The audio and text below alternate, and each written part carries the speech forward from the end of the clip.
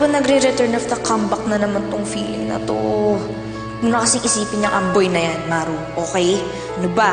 Delete, delete, delete. Ate, hindi ka pa matutulog?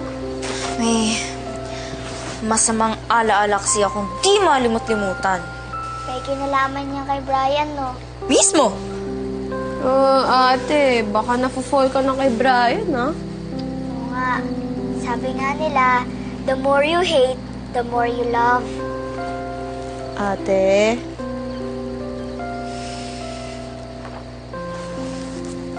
Wala akong gusto kay Brian. Imposible yun. Okay? Okay. Zud.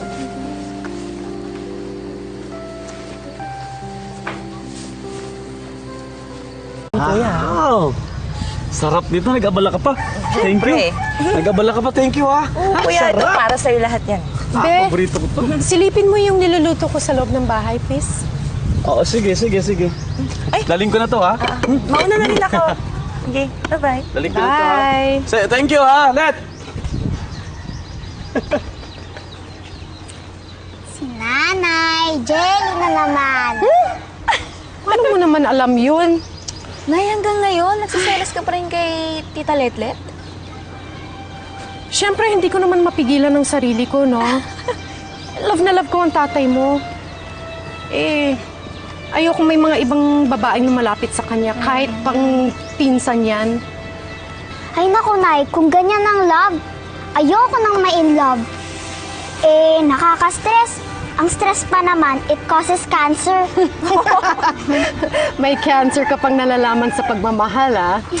Pero alam niyo, mga anak, pagdating sa pagmamahal, hindi niyo mapipigilan yan.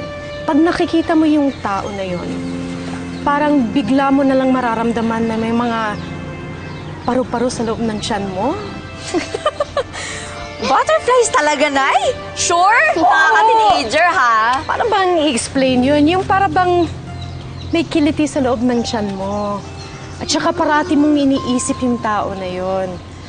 At, nako, pag nakikita mong tumitingin sa iba, mahirap kasi magsiselos ka talaga.